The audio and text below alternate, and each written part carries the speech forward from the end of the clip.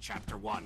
Laying Plans. Sun Tzu said, "The art of war is of vital importance to the state."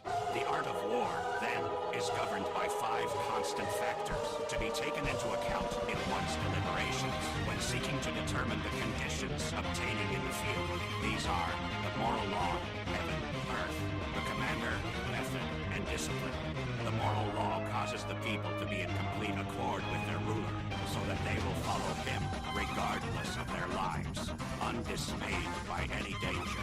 Heaven signifies night and day, cold and heat, times and seasons. Earth comprises distances, great and small, danger and security, open ground and narrow passes, the chances of life and death.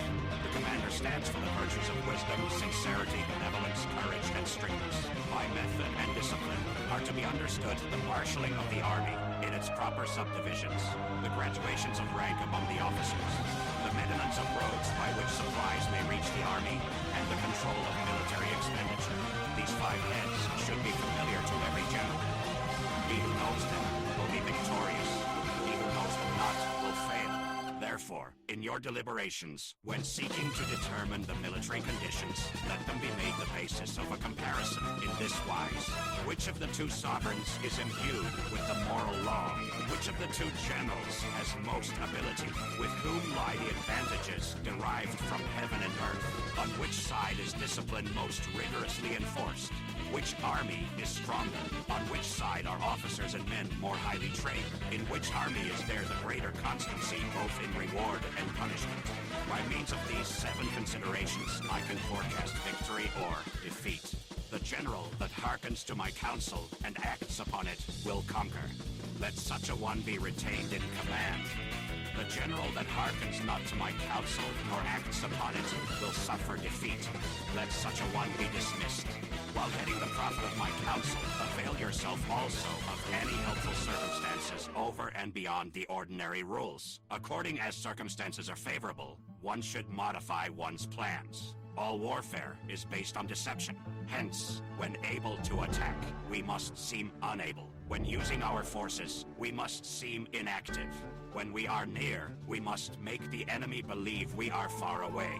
When far away, we must make him believe we are near. Hold out baits to entice the enemy. Feign disorder and crush him. If he is secure at all points, be prepared for him. If he is in superior strength, evade him.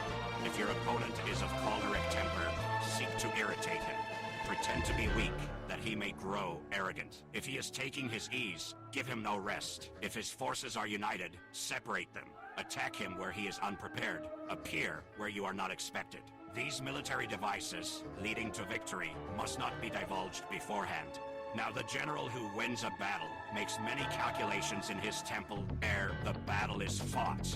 The general who loses a battle makes but few calculations beforehand. Thus, do many calculations lead to victory and few calculations to defeat?